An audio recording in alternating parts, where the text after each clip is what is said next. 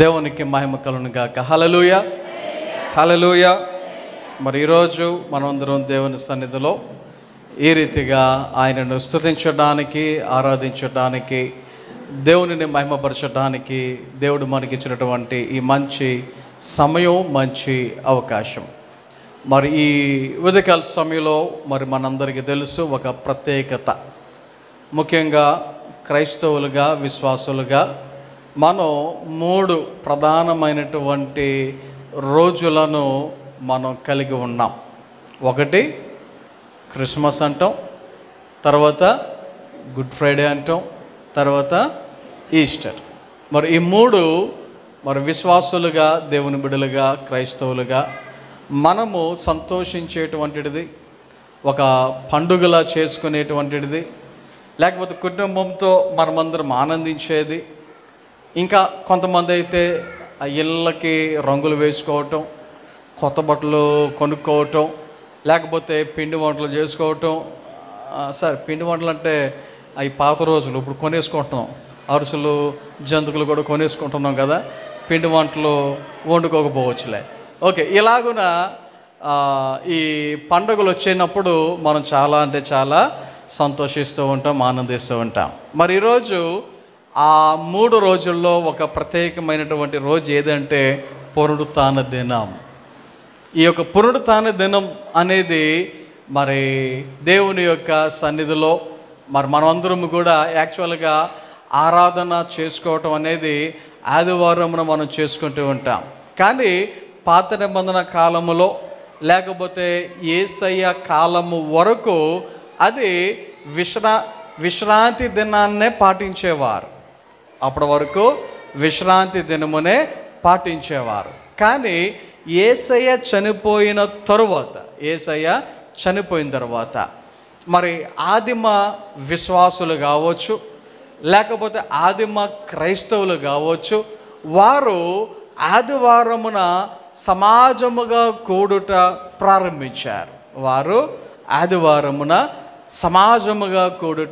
ప్రారంభించారు. ఉదాహరణకి అపోస్తుల కార్యముల్లో మనము చూచినట్లయితే, అక్కడ అపోస్తుల కార్యములు 12వ అధ్యాయములో ఈ విషయాలు మనకి కనబడుతూ ఉంటాయి. 7వ ఒక్క నిమిషం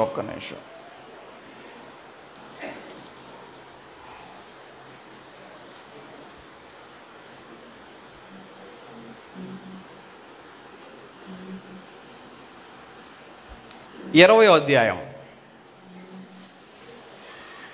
అపోస్తుల కార్యములు 20వ అధ్యాయం 7వ వచనం. అపోస్తుల కార్యములు 20వ అధ్యాయం 7వ వచనంలో చదువుతున్నటువంటి మాట: ఆదివారమున మేము రొట్టె విరుచుటకు కూడినప్పుడు పౌలు మరనాడు వెలనయుండి వారితో ప్రసంగించుచు అర్ధరాత్రి వరకు విస్తరించి మాట్లాడుచుండెను. ఈ యొక్క మాటను కనుక మనము గమనిస్తే, మరి యేసయ్య చనిపోయిన తరువాత మరి శిష్యులు కావచ్చు, లేకపోతే ఆదిమ క్రైస్తవులు కావచ్చు, వారు ఆదివారమున వారు సమాజముగా కూడుట ప్రారంభించారు. యేసయ్య మరి చనిపోయి తిరిగి లేచినటువంటి రోజు ఏ రోజు అంటే, మరి మనము మత్తయి సువార్త 28వ అధ్యాయములో మరి మొదటి వచనాన్ని చదివితే, విశ్రాంతి దినము గడిచిపోయిన తరువాత ఆదివారమున తెల్లవారుచుండగా మగ్దలేని మరియయు వేరొక మరియయు సమాధిని చూడవచ్చిరి. చూడండి ఒకసారి, దేవుని యొక్క వాక్యములో యేసయ్య సమాధి గెలిచిన రోజు ఏది అంటే ఆదివారం. యేసయ్య సమాధి గెలిచిన రోజు ఏది అంటే ఆదివారం.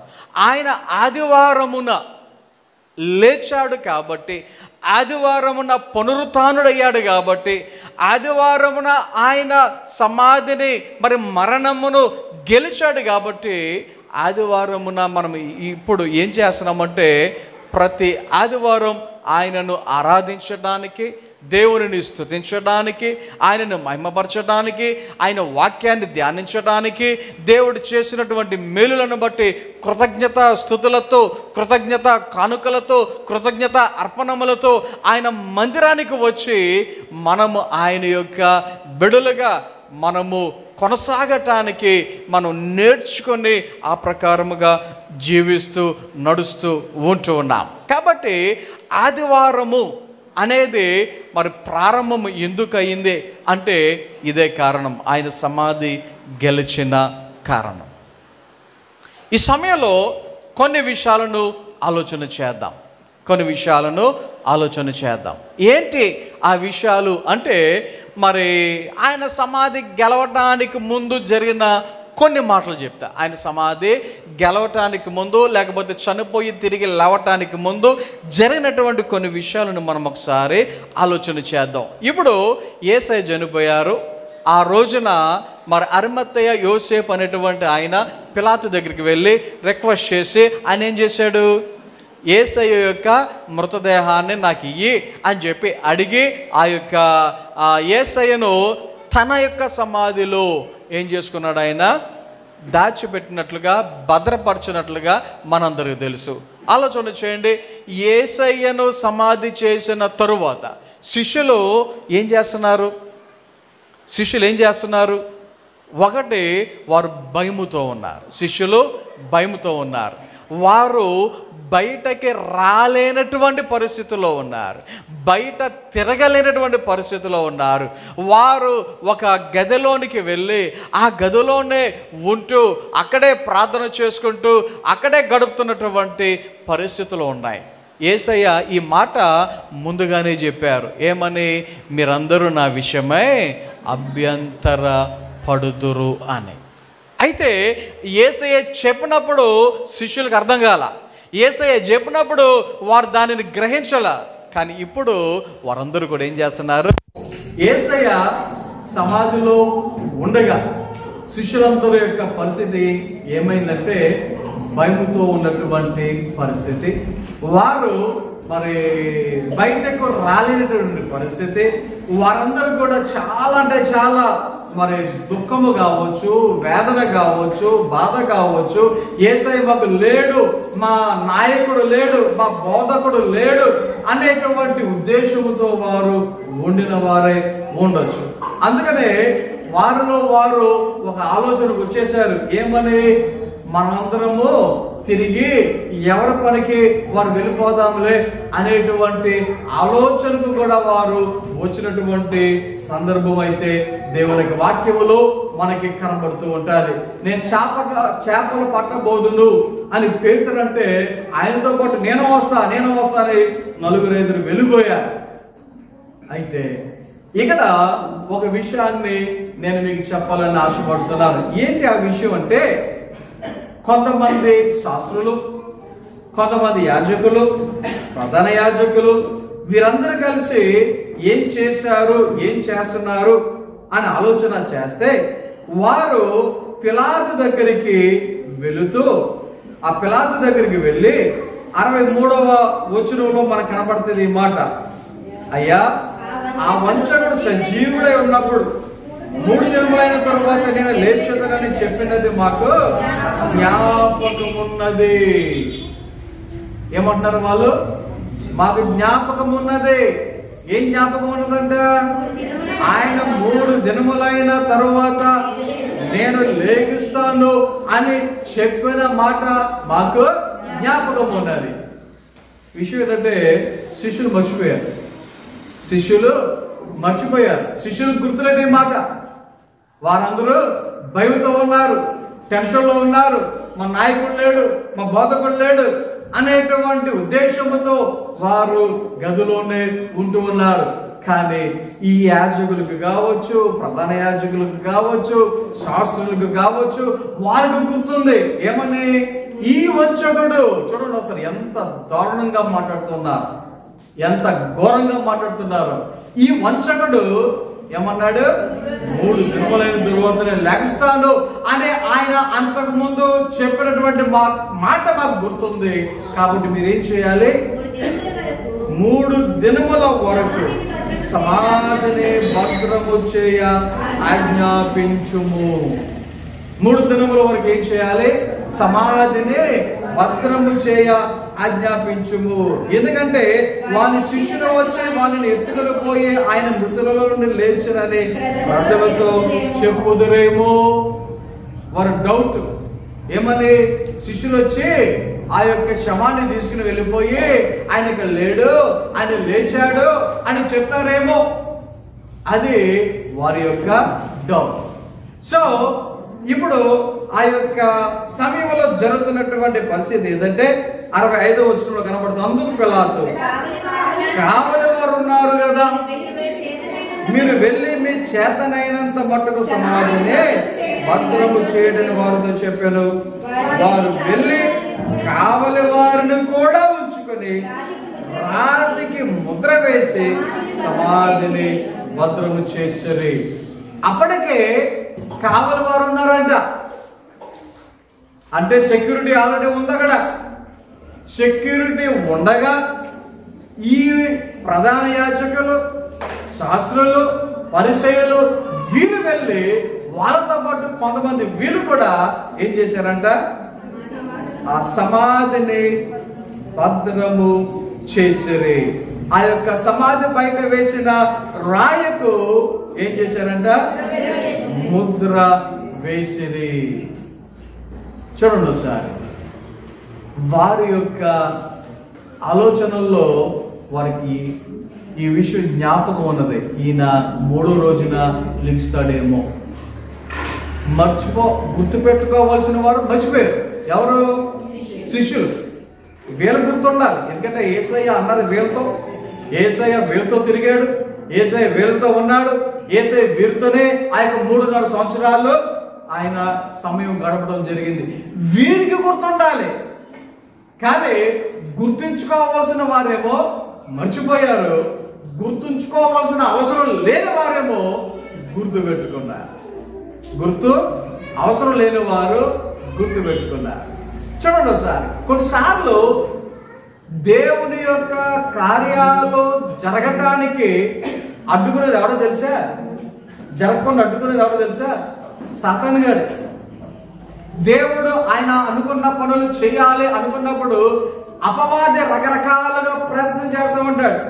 మనం మర్చిపోవచ్చు దేవుడు ఏం చేస్తానన్నాడో, అది మనం మర్చిపోవచ్చు. మనకి ఏ వాగ్దానం వచ్చిందో మనం మర్చిపోవచ్చు. ఉదాహరణకి మరి జనవరి 1న చాలా మంది వాగ్దానాలు తీసుకున్నారు కదా. మీ వాగ్దానం ఏది, ఎంత, ఏమొచ్చింది అంటే కొంతమందికే గుర్తుంటాయి, కొంతమంది ఆల్రెడీ ఎప్పుడో మర్చిపోయి ఉంటారు కదా. దేవుని యొక్క విషయాలు, ఆయన యొక్క వాగ్దానాలు మనం మర్చిపోతాం. కానీ ఎవరు మర్చిపోడు? అపవాది మర్చిపోడు. ఆడు ఏం చేస్తాడు? ఆ యొక్క దేవుని వాగ్దానం మన జీవితంలో జరగకుండా ప్రయత్నాలు చేస్తూ ఉంటాడు. దేవుని యొక్క వాగ్దానాలు మన జీవితంలో అమలు కాకుండా అడ్డుకట్ట వేయటానికి ప్రయత్నాలు చేస్తూ ఉంటాడు. చూడండి ఒకసారి మీకు చిన్న ఎగ్జాంపుల్ చెప్తాను. ఏంటి ఆ ఎగ్జాంపుల్ అంటే, దేవుడు యోసేపుతో వాగ్దానం చేశాడు. దేవుడు కళల ద్వారా జరగబోయేటువంటి విషయాలను చూపించడం జరిగింది. చిన్నప్పుడే మరి నా పని ఎలా ఉంది, మిగతా పనులన్నీ నా పనులకు దండం పెడుతున్నాయి అని చెప్పేసి అంటే అన్నదమ్ములు అందరూ కలిసి ఏం చేశారు? కోపగించి, రే మా పనులు నీ పనికి నమస్కారం చేయటం ఏంటి అని అసూయతో, ఈర్ష్యతో, కోపముతో తమ్ముని ఏం చేశారు? అమ్మేయటం జరిగింది. ఆలోచన చేయండి. వీరు అమ్మటానికి ప్రయత్నాలు చేశారు. వేరే దేశానికి వెళ్ళిపోయాడు, పొత్తేపారి ఇంట్లోకి వెళ్ళిపోయాడు. ఆలోచన చేయండి. కానీ దేవుడు ఏ వాగ్దానం అయితే చేశాడో, దేవుడు ఏ చిత్తాన్ని అయితే యోసేపు జీవితంలో కలిగి ఉన్నాడు, ఆ యొక్క వాగ్దానం, ఆ యొక్క చిత్తము జరగకుండా ఆగిందా? ఆలోచన చేయండి.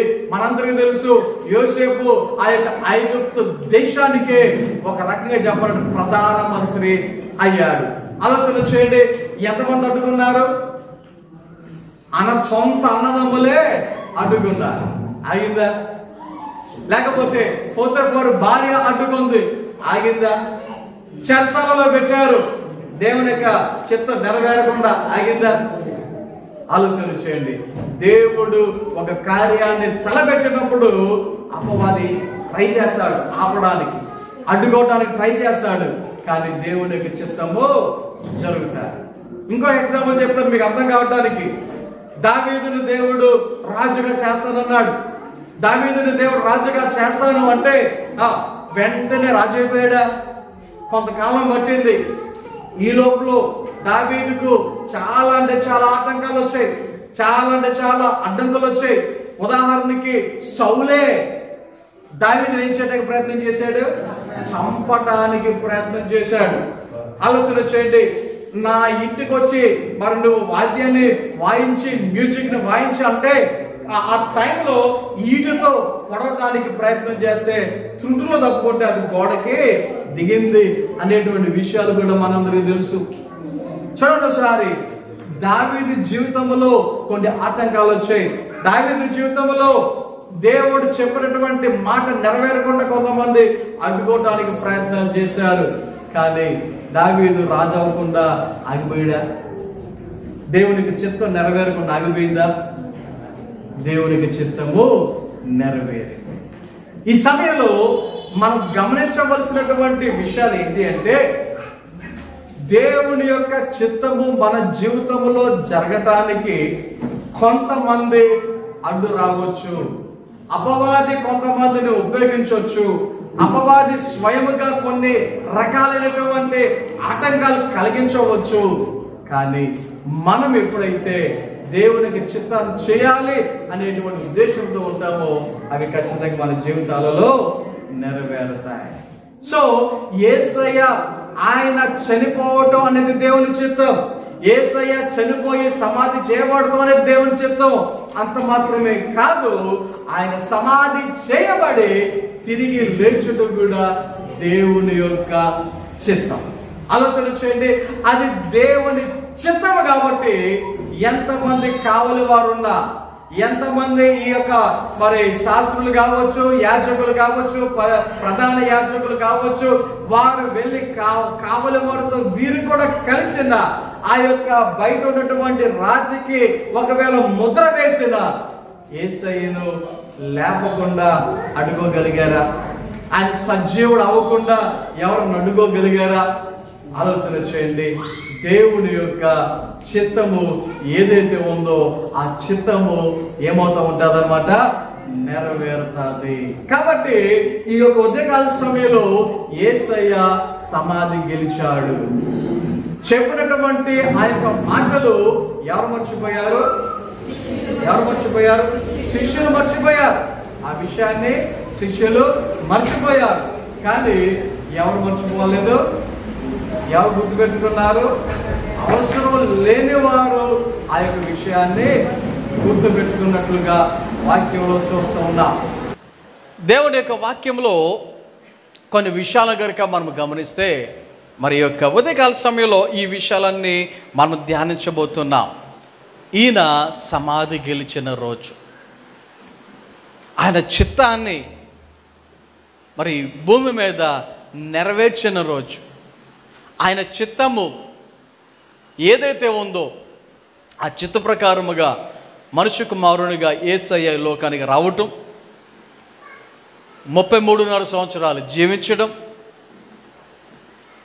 మన కొరకు మన పాపాల కొరకు ఆయన చనిపోవటం, సమాధి చేయబడటం, తిరిగి లేవటం. ఆలోచన చేయండి. చనిపోవటం అనేది అందరికీ జరిగేదే. చనిపోవడం అనేది అందరికీ జరిగేదే. ఒక మాటలో చెప్పాలంటే మరణం అనేది చాలా బలమైనది. మరణం అనేది ఏంటి చెప్పండి? చాలా బలమైనది. దేన్నైనా ఆపచ్చేమో, మరణాన్ని మాత్రం ఏం చేయలేము, ఆపలేము. జ్వరం వచ్చిందనుకోండి ఆపచ్చు, పారాసిటమాల్ ట్యాబ్లెట్ వేసి. రొంప వచ్చిందనుకోండి ఆపచ్చు, సిట్రజిన్ ట్యాబ్లెట్ వేసి. నొప్పులు వచ్చినాయి అనుకో ఆపచ్చు, డైక్లోఫెనాక్ ఏదైనా ఇచ్చి. లేకపోతే ఏదైనా ప్రమాదం జరగబోతుంది ట్రై చేయొచ్చు ఆపడానికి. ఈ లోకములో దేనినైనా ప్రయత్నం చేయొచ్చు, కానీ ఎప్పటి వరకు మరణము అనే దానిని ఎవరైనా ఆపగలిగారా? ఎక్కడైనా ఆపగలిగారా? ఆలోచన చేయండి. మరణం అనేది చాలా బలమైనది. కానీ ఈ రోజున అంటే యేసయ్య సమాధి గెలిచిన రోజున, అంటే ఈస్టర్ అనబడుతున్న ఈ రోజున, లేక పునరుత్థానము అనేటువంటి ఈ రోజున ఇంకొక విషయం బయటపడింది. ఏంటి ఆ విషయం అంటే, మరణ బలము కన్నా, ఏ బలము? మరణ బలము కన్నా పునరుత్థాన బలము కూడా ఉన్నది. ఏ బలం ఉన్నది? పునరుత్థాన బలము కూడా ఉన్నది. దేవుని యొక్క వాక్యములో ఫిలిప్పీయులకు రాసిన పత్రిక 3వ అధ్యాయము 10వ వచనం చదువుదాం, చూడండి.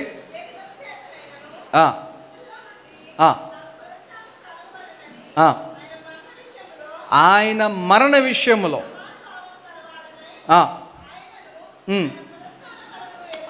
ఆయన పునరుత్థాన బలము ఎరుగు నిమిత్తము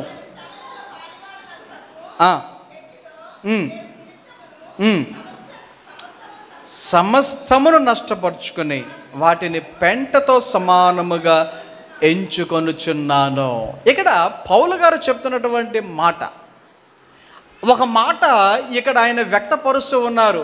ఏంటి ఆ మాట అంటే, ఆయన పునరుత్థాన బలమును ఎరుగు నిమిత్తము. ఏ బలం అంట? పునరుత్థాన బలం. ఆలోచన చేయండి. చనిపోయి తిరిగి లేచిన వారు ఎవరైనా ఉన్నారా అంటే, ఒకటే, చనిపోయి తిరిగి లేచిన వారు ఉన్నారా అంటే ఉన్నారు కదండి. యేసయ్యే ఆయన లాజరును లేపాడు, పాడి మీద వెళ్తున్నటువంటి వ్యక్తిని లేపాడు. లేకపోతే పౌలు ప్రసంగం చేస్తూ ఉండగా 3వ అంతస్తుల నుంచి ఐతుకనేటువంటి వ్యక్తి పడిపోతే మరి ఆ యొక్క వ్యక్తిని లేపాడు. లేకపోతే మరి బైబిల్లో ఇంకా కొంతమంది ఉన్నారు, ఏలియా కాలంలో మరి చనిపోయినటువంటి ఆ యొక్క బాలుని లేపాడు. లేకపోతే మరి యేసయ్య మరి ఇంకొక యాయీరు కుమార్తెను లేపాడు. ఇలాగ చాలామంది పేర్లు చెప్పొచ్చు మీరు. వీళ్ళందరూ కూడా చనిపోయారు, తిరిగి లేచిన వారే. కాకపోతే మరలా ఏమయ్యారు? వీరు చనిపోయారు. కొంతకాలానికి వీరు మరలా చనిపోయారు. కానీ ప్రపంచములో చనిపోయి తిరిగి లేచి మరలా చనిపోకుండా సజీవులుగా ఉన్నది ఎవరు అంటే కేవలం యేసయ్య మాత్రమే. మీకు ఇంకొక మాట చెప్తా. ఇది ఆన్లైన్లో ఉంది, చెప్పొచ్చో లేదో నాకు తెలియదు, కానీ బైబిల్లో మాత్రమే పునరుత్థానము అనే మాట ఉంది. బైబిల్లో మాత్రమే. మిగతా ఏ ఇతర గ్రంథాలలో ఆ మాట ఉండదు. కారణం ఏంటంటే ఎవరు కూడా అటువంటి అనుభవాన్ని కలిగి లేరు కాబట్టి. చూడండి, దేవుని యొక్క శక్తి, దేవుని యొక్క బలం ఎంత అంటే చనిపోయినను ఆయన తిరిగి లేపగలడు. పునరుత్థాన బలం.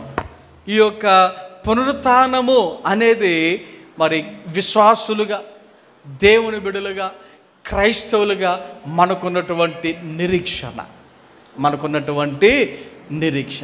ఏంటి మనకున్న నిరీక్షణ? ఇప్పుడు ఒకవేళ ఈ భూమి మీద చనిపోయినా ఒకరోజు ఏమవుతాం? మనము తిరిగి లేస్తాము అనేటువంటి నిరీక్షణ మనమందరము కలిగి ఉన్నాం. సో ఇటువంటి పునరుత్థానమును గురించి క్రైస్తవులుగా మనం అతిశయపడుతూ ఉంటాం అన్నమాట, సంతోషిస్తూ ఉంటాం అన్నమాట. ఆలోచన చేయండి. వాక్యంలో ఎఫెసీయులకు రాసిన పత్రిక 1వ అధ్యాయము 20వ వచనంలో చదివితే,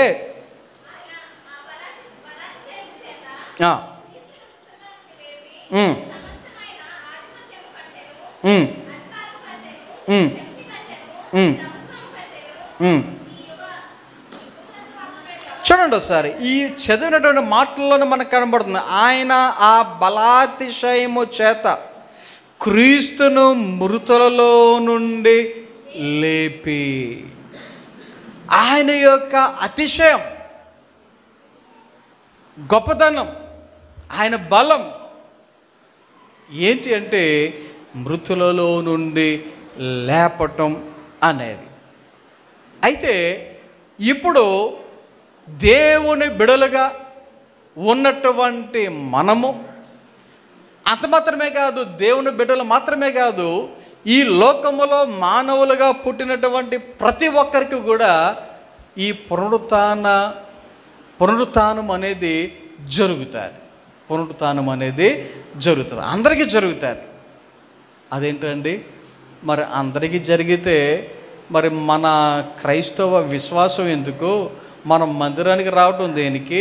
అందరిలాగా మనం పాడు పనులు చేయకుండా, అందరిలాగా పాప పనులు చేయకుండా పరిశుద్ధంగా ఉండటానికి, నీతిగా ఉండటానికి, యథార్థంగా ఉండటానికి తేడా ఏంటండి అని కొంతమందికి డౌట్ రావచ్చు. అయితే వాక్యాలు ఏం చెప్తున్నాయో తెలుసా? యోహాను సువార్తలో ఈ మాట మనకు కనబడుతుంది. యోహాను సువార్తలో మనం చదివితే చూడండి ఒకసారి 5వ అధ్యాయము 28వ వచనం చదువుదాం.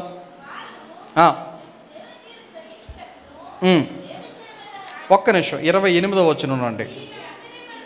దీనికి ఆశ్చర్యపడకుడి, ఒక కాలము వచ్చుచున్నది, ఆ కాలమున సమాధులలో ఉన్న వారందరూ ఆయన శబ్దమును విని మేలు చేసిన వారు జీవ పునరుత్థానమునకును, కీడు చేసిన వారు తీర్పు పునరుత్థానమునకును బయటకి వచ్చెదరు. ఒక కాలము రాబోతూ ఉంది. ఆ కాలములో ఏం జరుగుతుంది అంటే సమాధులలో ఉన్నవారందరూ లేస్తారు. క్రైస్తవులు అని చెప్పడం లేదు, విశ్వాసులు అని చెప్పడం లేదు, అందరూ లేస్తారు. అందరికి పునరుత్థానం ఉన్నది.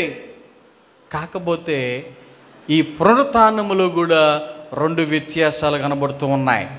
ఒకటి, మేలు చేసిన వారు జీవ పునరుత్థానమునకును, కీడు చేసిన వారు తీర్పు పునరుత్థానమునకును బయటకి వచ్చెదరు. వాక్యాలు చెప్తా ఉన్నాయి. చూడండి ఒకసారి. కొంతమంది అనుకుంటారు, ఏమండి యేసయ్య వచ్చిన తర్వాత ఇలాంటి మాటలు చెప్తా ఉన్నారు, యేసయ్య వచ్చిన తర్వాత ఇలాంటివి జరుగుతున్నాయి అనుకుంటారు. కానీ దేవుడు ముందుగానే పాత నిబంధన గ్రంథాలలో ఆ కాలములోనే ఈ విషయాలను కూడా ఆయన మరి చెప్పినటువంటి సందర్భాలు ఉన్నాయి. యెషయా గ్రంథములో మనం చదివితే 26వ అధ్యాయము 19వ వచనములో ఈ మాట మనం చదువుతాం ఎలాగున, మృతులైన నీ వారు ఏమవుతారు? బ్రతుకుదురు. ఎవరు? మృతులైన నీ వారు బ్రతుకుదురు. సజీవములగును. శవములు ఏమవుతాయి? సజీవములగును. మంటిలో పడి ఉన్న వారులారా మేల్కొని ఉత్సహించుడి. ఎక్కడ చెప్పిన మాట ఈ మాట?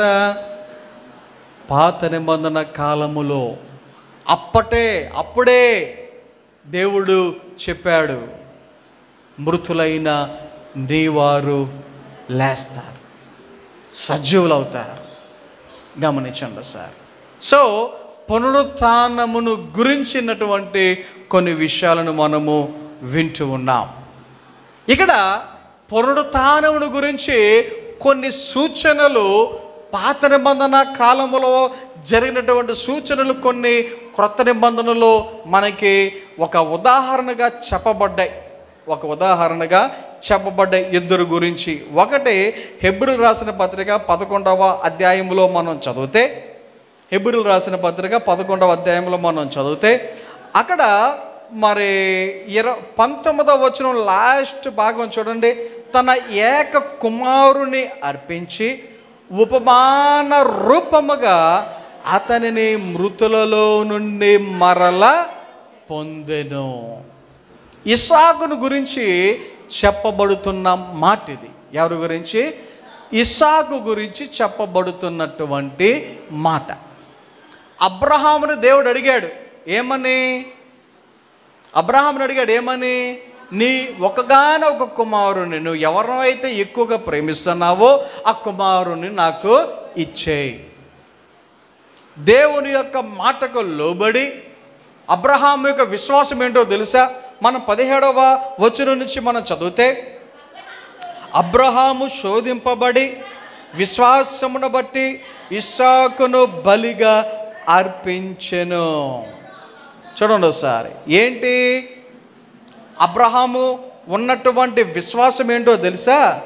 మన కిందకి చదువుకుంటూ వెళ్తే, ఇస్సాకు వలనైనది నీ సంతానం అనబడును అని ఎవరితో చెప్పబడెను, ఆ అబ్రహాము మృతులను సహితం లేపుటకు దేవుడు శక్తిమంతుడని ఎంచినవాడై. అబ్రహాముకు ఉన్నటువంటి విశ్వాసం ఏంటో తెలుసా? ఒకవేళ నేను నా కుమారుని బలిగా అర్పించిన, నా కుమారుడు చనిపోయినా మరలా తిరిగి లేస్తాడు, మరలా తిరిగి లేపుతాడు. మన దేవునికి అంత బలం ఉన్నది. అది ఆయనకున్నటువంటి విశ్వాసం. అది ఆయనకున్నటువంటి విశ్వాసం. అలాగున వాక్యములో ఒక మాదిరిగా, ఒక ఉపమాన రీతిగా కనబడుతున్నది. ఏంటి అంటే, మృతులలో నుండి మరల పొందెను. ఇంకొక ఉదాహరణ, యేసయ్య ఈ లోకంలో ఉన్నప్పుడు ఆయన ఒక వ్యక్తిని జ్ఞాపకం చేసుకుంటూ తెలియచేస్తున్నటువంటి మాట మనకి మత్తయి సువార్తలో కనబడుతుంది. 12వ అధ్యాయములో యోనాను గురించి ఆయన చెప్తున్నటువంటి మాట 40వ వచనంలో, యోనా 3 రాత్రింబగలు తిమింగలము కడుపులో ఎలాగుండెనో అలాగు మనుష్య కుమారుడు 3 రాత్రింబగలు భూగర్భములో ఉండును. ఒక సూచనగా తెలియచేస్తూ ఉన్నాడు. యోనా ఎలాగైతే చేప గర్భములో, చేప కడుపులో, తిమింగలము లోపల ఎలాగైతే ఉన్నాడో, 3 రోజుల తర్వాత ఆ తిమింగలం ఏం చేసింది? యోనాను నినివే పట్టణానికి తీసుకుని వచ్చి అక్కడ కక్కింది. ఇంకో చోట కక్కొచ్చుగా, వేరే ఊరు తర్షీచుకు వెళ్ళి అక్కడ కక్కొచ్చుగా. దేవుని చిత్తం ఏంటి? యోనా ఎక్కడికి వచ్చి ప్రకటన చేయాలి? వాక్యాన్ని నినివేకి రావాలి. అందుకనే నినివేకి వచ్చింది. చూడండి ఒకసారి, ఇలాగున కొన్ని సూచనలు కనబడుతున్నాయి పునరుత్థానమును గురించి. దేని గురించి? పునరుత్థానమును గురించి. ఇంకా మనం ఆలోచన చేస్తే పునరుత్థానము గురించి, ఈ పునరుత్థానము అనేది యేసయ్య చనిపోయి తిరిగి లేచాడు, ఓకే, బాగానే ఉంది అంతవరకు. లేకపోతే దానికి సూచనగా మనం ఇస్సాకును చూస్తున్నాం, లేకపోతే యోనాను చూస్తున్నాం, ఓకే, ఇక్కడ ఇది కూడా మనకు అర్థమైంది, బాగానే ఉంది. కానీ అసలు విషయం ఏమిటంటే, అసలైన విషయం ఏమిటంటే, ఆయన బిడులుగా ఉన్నటువంటి మనం కూడా ఏమవుతాం? ఒక రోజున ఏమవ్వాలి? పునరుత్థానం అవ్వాలి. ఏమవ్వాలి? పునరుత్థానం అవ్వాలి. మనం ఒక రోజున చనిపోతాం. ఇప్పుడు ఆల్రెడీ మనకంటే ముందు చనిపోయినటువంటి మన కుటుంబీకులు ఉన్నారు. మన కుటుంబీకులు ఆల్రెడీ ఉన్నారు. ఆలోచన చేయండి, వాళ్ళని మనం గట్టు కింద తీసుకెళ్ళాం, సమాధి చేసేసాం. ఆ సమాధులు మనకు తెలిసి ఎక్కడ ఉన్నాయో. కొంతమంది అయితే సమాధి ఎక్కడుందో కూడా గుర్తుపట్టలేనటువంటి పరిస్థితుల్లో, మట్టిలో కలిసిపోయినటువంటి పరిస్థితులు ఉంటాయి. అయితే ఒక రోజు రాబోతూ ఉంది, ఒక కాలం రాబోతూ ఉంది. ఆ రోజున ఏమవుతాయి? సమాధులు తెరవబడతాయి. ఆ రోజున సమాధులు తెరవబడతాయి. ఆ తెరవబడిన ఆ యొక్క సందర్భమున సమాధులలో నుంచి ప్రతి ఒక్కరు ఏం చేస్తారు? లేస్తారు. ప్రతి ఒక్కరు లేస్తారు. మీరు అనుకోవచ్చు, అయ్యో బాబోయ్, వాళ్ళందరూ దెయ్యాలై వచ్చేస్తారేమో, ఆత్మలుగా వచ్చేస్తారేమో అని కంగారు పడుతున్నారేమో. కంగారు పడవలసిన పని లేదు. కంగారు పడవలసిన పని లేదు. ఎందుకో తెలుసా? మనం కూడా ఒక్క రెప్ప పాటులో ఏమవుతామో తెలుసా? తెస్సలోనిక రాసినటువంటి మొదటి పత్రిక 4వ అధ్యాయంలో ఈ విషయాలన్నీ ఉంటాయి.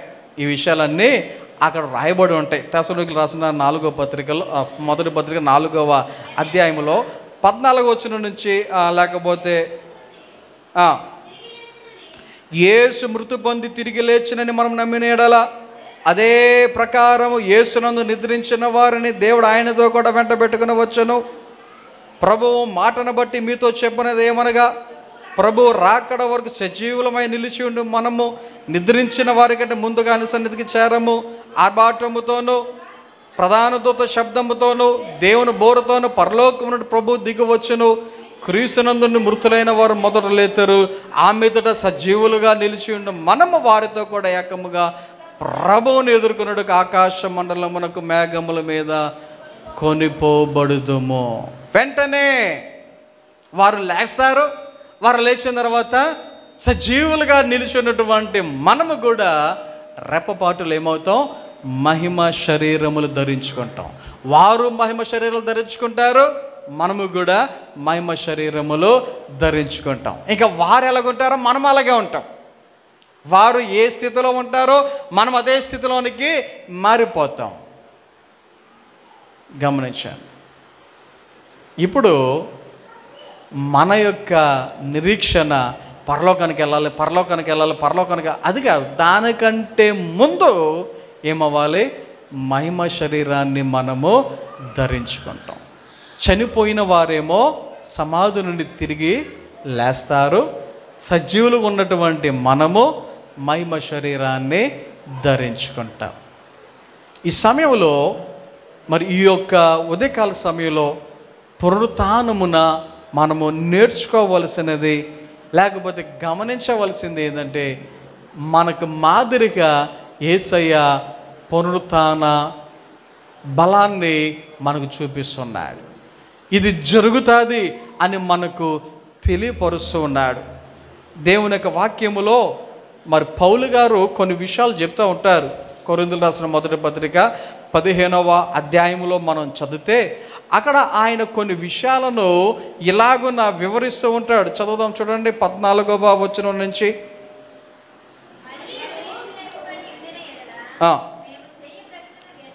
మేము చేయు ప్రకటన వ్యర్థమే, మీ విశ్వాసమును వ్యర్థమే. దేని గురించి చెప్తున్నాడు ఆయన? క్రీస్తు లేపబడ ఉండని ఎడల, ఆయన లేపబడకపోతే, ఆయన పునరుత్థానము కాకపోతే, సమాధిని జయించకపోతే మేము చేయు ప్రకటన వ్యర్థము, మీ విశ్వాసము కూడా వ్యర్థమే. ఈ సమయంలో ఎంతమంది అయితే క్రీస్తు లేచాడు అని నమ్ముతున్నారో మనము కూడా ఒక రోజున లేస్తాము అని నమ్మాలి. మనము కూడా ఒక రోజున మహిమ శరీరములను ధరించుకుంటాము అని నమ్మాలి. ఒకవేళ ఈ లోకములో చనిపోయినా, సమాధి చేయబడిన, సమాధులు తెరిచి ఆ సమాధుల నుంచి ప్రతి ఒక్కరూ లేస్తారు అనేటువంటి విషయాన్ని మనము నమ్మాలి. మంచివారైనా చెడ్డవారైనా ఎవరైనా సరే. కాకపోతే మేలు చేసిన వారేమో జీవ పునరుత్థానానికి వెళ్తారు అని వాక్యం చెప్తుంది. కీడు చేసిన వారేమో తీర్పు పునరుత్థానమునకు వెళతారు అని దేవుని యొక్క వాక్యము తెలియచేస్తూ ఉంది. కాబట్టి దేవుని బిడలుగా మరి పౌలు గారు చెప్తున్నటువంటి విషయాలు 16వ వచనం కూడా మనం చదివితే, మృతులు లేపబడిన ఎడల క్రీస్తు కూడా లేపబడలేదు. కొంతమందికి నమ్మకం ఉండదు. మనం లెగుస్తామా, మన సమాధులు లెగుస్తాయా, అంత ఉత్తిదే, ఇదేం జరగదు అనుకుంటారు కొంతమంది. అలాగ అనుకుంటే వాక్యం ఏమంటుందో తెలుసా? అలా అనుకునేటువంటి వారు క్రీస్తు కూడా లేపబడలేదని నమ్మాలంట. కానీ యేసయ్య లేచడా లేదా? సమాధిని జయించరా లేదా? ఆలోచన చేయండి. కాబట్టి దేవుని బిడలుగా ఈ యొక్క పునరుత్థానమును మనము ఆలోచన చేస్తున్నాం. పునరుత్థానం అనేది క్రైస్తవునికి ఒక పునాది లాంటిది, సంఘానికి ఒక పునాది లాంటిది. ఆలోచన చేయండి, సంఘానికి ఇది ఒక పునాది లాంటిది. ఆ పునరుత్థానమున ఆదిమ సంఘం ఆదివారమున ప్రార్థనలు చేయటం ప్రారంభించింది. ఎప్పటికీ ఈ రోజుకి అదేమవుతుంది, కొనసాగించుతూ ఉన్నది. దేవుని యొక్క వాక్యములో రోమపత్రిక 6వ అధ్యాయం, రోమపత్రిక 6వ అధ్యాయం 4వ వచనం చదువుదాం చూడండి. కాబట్టి తండ్రి మహిమ వలన క్రీస్తు మృతులలో నుండి ఎలాగూ లేపబడెనో అలాగే మనమును నూతన జీవము పొందిన వారమై నడుచుకొనున్నట్లు మనము బాప్తిస్మము వలన మరణములో పాలు పొందుటకై ఆయనతో కూడా పాతి పెట్టబడితిమి. ఇక్కడ మరొక విషయాన్ని చదువుతూ ఉన్నాం. ఈ పునరుత్థానము అనేది ఎలాగున అంటే బాప్తిస్మానికి కూడా పునాదిగా ఉన్నది. ఎందుకు అంటే వాక్యంలో మనం చదువుతున్నాము కదా, క్రీస్తు మృతులలో నుండి ఎలాగూ లేపబడెనో అలాగే మనమును నూతన జీవము పొందిన వారమై నడుచుకున్నట్లు. ఏమవుతుంది, బాప్తిస్మము వలన మరణములో పాలు పొందుటకై ఆయనతో కూడా పాతి పెట్టబడితిమి. ఇది ఒక సాదృశ్యం. నీటిలో ముంచినప్పుడు అది ఎందుకు సాదృశ్యం అంటే సమాధి అవుతున్నట్టుగా సాదృశ్యం. నీటిలో నుంచి మరలా తిరిగి లేపడం అనేది దేనికి సాదృశ్యం అంటే పునరుత్థానానికి సాదృశ్యం. ముంచినప్పుడేమో పాతిపెట్టుటకు సాదృశ్యం, పైకి లేపినప్పుడేమో పునరుత్థానానికి సాదృశ్యం. ఇప్పుడు పైకి లేపబడిన తరువాత వారు ఏమవుతున్నారు? నూతన జీవము పొందిన వారై వారు ఏమవ్వాలి? నడుచుకోవాలి. కారణం ఏంటి అంటే ఇదిగో పాతవి గతించెను, సమస్తము క్రొత్తవాయను. పాతవి గతించెను, సమస్తము క్రొత్తవాయను. మొన్న శుక్రవారం నైట్ బాప్తిజం తీసుకోబోతున్నటువంటి బిడ్డలను ఇంటికి రమ్మని వారికి వాక్యంలో నుంచి కొన్ని విషయాలను వారికి చెప్పి, కొన్ని జాగ్రత్తలు చెప్పి, వారి యొక్క నిర్ణయాన్ని ఎవరైనా బలవంతం చేస్తున్నారా లేదా మీ సొంత నిర్ణయమా అనేటువంటి విషయాలను నేను తెలుసుకొని ఆ తర్వాత వారి బాప్తిసానికి అంగీకరించడం అనేది జరిగింది. చూడండి ఒకసారి, బాప్తిస్మము పొందిన వారు ఆల్రెడీ చాలామంది ఉన్నారు మన మందిరంలో, ఆల్రెడీ బాప్తిస్మం తీసేసుకున్నటువంటి వారు. ఇప్పుడు బాప్తిస్మము తీసుకున్నటువంటి వారి యొక్క జీవితము ఎలా ఉండాలి అంటే వాక్యం ఏమంటుంది? నూతన జీవము పొందిన వారే ఉండాలంట. అంటే పాతదానిని ఏం చేసాం? బాప్తిస్మము ద్వారా సమాధి చేసాం. మరలా లేపబడినప్పుడు నూతన జీవముతో లేపుతూ ఉన్నాం. మరి బాప్తిస్మం తీసుకోక ముందు మన యొక్క వ్యక్తిత్వం ఎలాగుందో, మన యొక్క ఆలోచన విధానం ఎలాగుందో, లేకపోతే మన యొక్క నడవడిక ఎలాగుందో, మరి సేమ్ మార్పు లేకుండా ఉంటే మరి మనలో నూతన జీవితం ఎలా కనబడుద్ది? ఎలాగా? కాబట్టి ఈ ఉదయకాల సమయంలో మనం గమనించాలి ఏంటి అంటే నూతన జీవము పొందుకొని నడుచుకోవాలి. పొందుకోవటం మాత్రమే కాదు, నడుచుకోవాలి. ఇది ఒక సాదృశ్యముగా మనకు కనబడుతుంది. ఇది జస్ట్ ఎగ్జాంపుల్, ఇది ఉదాహరణ. కానీ అసలైన పునరుత్థానం మనకి తర్వాత జరుగుతుంది. ఒక కాలము రాబోతూ ఉంది. ఆ కాలమున ప్రతి ఒక్కరు ఏమవుతారు? పునరుత్థానులు అవుతారు. పునరుత్థానం ఉందా అంటే ఉంది. ఎలా చెప్పగలవు? క్రీస్తు లేచాడు కాబట్టి.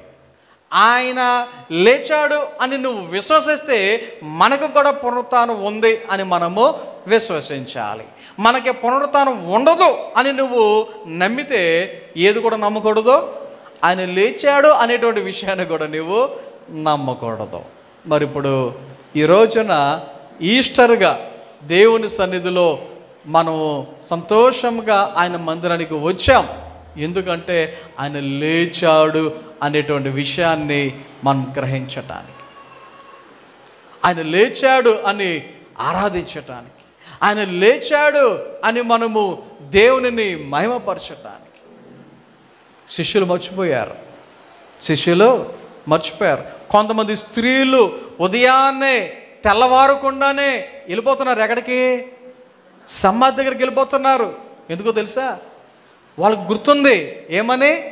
యేసయ్య లేస్తానన్నాడు, ఆయన 3వ దినమున లేస్తానన్నాడు.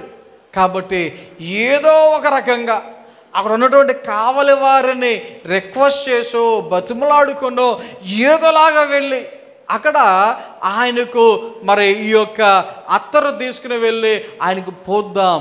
ఎందుకంటే వాళ్ళ ఉద్దేశం ఏంటి? చచ్చిపోయి 3 రోజులు కదా, శవం కంపు కొట్టేస్తుందేమో, వాసన వచ్చేస్తుందేమో అనేటువంటి ఉద్దేశం.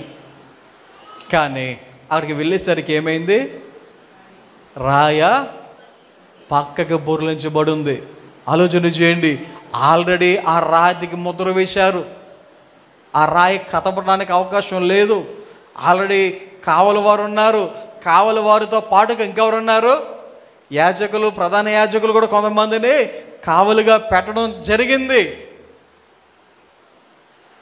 సర్వసాధారణంగా ఏ మనుషుడు కూడా వెళ్ళి యేసయ్యను ఎత్తుకుని పోయే అవకాశం అయితే లేదు.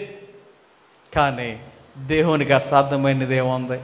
ఆయన లేచేసరికి ఆ వెలుతురు చూడలేకే, ఆయన యొక్క మహిమను తట్టుకోలేకే చాలామంది ఏమైపోయారు? అక్కడ పడిపోయినటువంటి పరిస్థితి, కళ్ళు బైర్లు గమ్మి పడిపోయినటువంటి పరిస్థితి.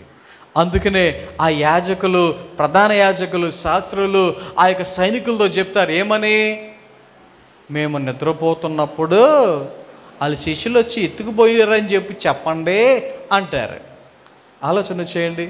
సైనికులు నిద్రపోతారా?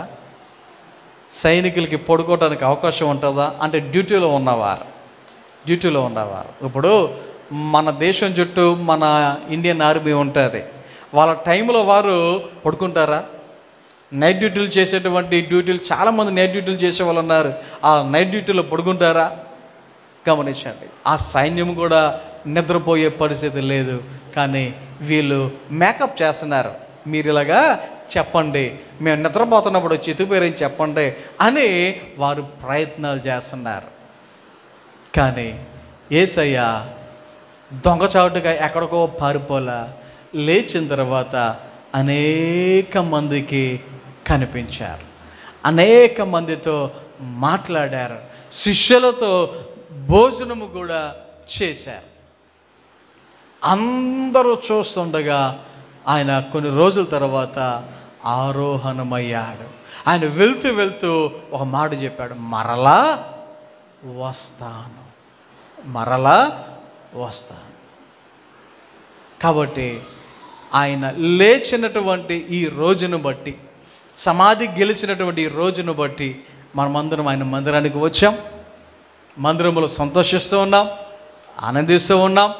ఆయన సమాధి గెలిచిన రోజున మనం ఒక విషయాన్ని గ్రహిద్దాం. అదేంటి అంటే మనకు కూడా ఏముంది? పునరుత్థానం ఉన్నది. మనకు కూడా పునరుత్థానం ఉంది. మన ముందు చనిపోయినటువంటి మన యొక్క తల్లిదండ్రులు కావచ్చు, తాతలు కావచ్చు, ముత్తాతలు కావచ్చు, అంతకుముందు ఇక వరుసలు చెప్పలేను, ఎవరైనా కావచ్చు, వాళ్ళందరూ ఒక రోజున లెగిస్తారు. ఒకవేళ ఆయన వచ్చే రోజు లోపల మనం కూడా చచ్చిపోతే మన యొక్క సమాధులు కూడా తెరవబడతాయి. ఒకవేళ ఇంకా ఎవరైనా మన పిల్లలు కానీ, మనవలు కానీ, మునుమనవలు కానీ, ఇంకా తర్వాత ఉండే జనరేషన్ కానీ ఎవరైనా ఉంటే వాళ్ళు సజీవులు గుండెగా ఏమవుతారు? వారు మహిమ శరీరాన్ని ధరించుకుంటారు. ఇది ఈ రోజున జరిగినటువంటి సందర్భం. మరి ముఖ్యముగా మన యొక్క సంఘ బిడ్డల్లో 5 ఈరోజు బాప్తిస్మం పొందటానికి ఆయన పునరుత్థాన దినమున ఈ రోజున వారు కూడా వారి యొక్క జీవితంలో నూతనమైనటువంటి ఆత్మీయ బర్త్డే వారు జరుపుకోవడానికి సిద్ధపడి ముందుకు వచ్చినటువంటి వారు ఉన్నారు. ఈ సమయంలో మనమందరం కలిసి బాప్తిస్మ కార్యక్రమానికి వెళ్దాం, కిందకి వెళ్దాం. బాప్తిజం తీసుకునే వారు ఒక్కసారి ముందుకు వచ్చినట్లయితే మీ అందరి కొరకు మందిరములో చిన్న ప్రార్థన చేస్తాను. ఆ తర్వాత అందరం కలిసి కిందకి వెళ్ళి బాప్తిజం కార్యక్రమం ముగించుకొని ఆ తర్వాత మరలా మనందరం పైకి వద్దాం. బాప్తిజం తీసుకోబోయేవారు దయచేసి ముందుకు రావాల్సిందిగా మనం చేస్తున్నాను.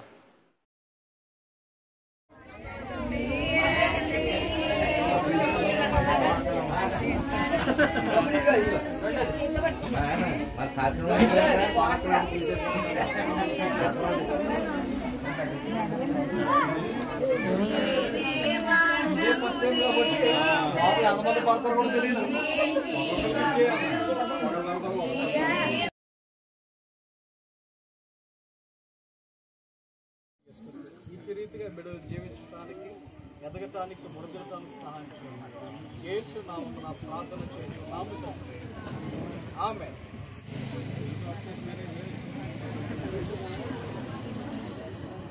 తండ్రి యొక్కయు కుమారుని యొక్కయు పరిశుద్ధాత్మ యొక్క నామమున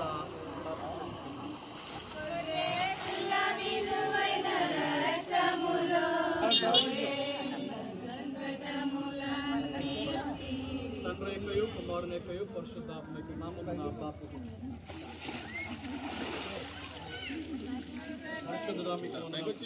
తండ్రి యొక్కయు కుమారుని యొక్కయు పరిశుద్ధాత్మ యొక్క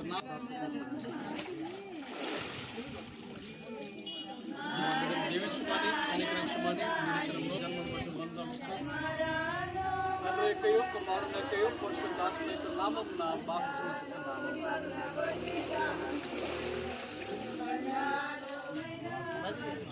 తండ్రి యొక్కయు కుమారుని యొక్కయు పరిశుద్ధాత్మ యొక్క నామమున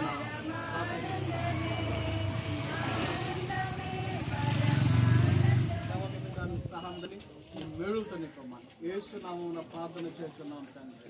ఆమేన్.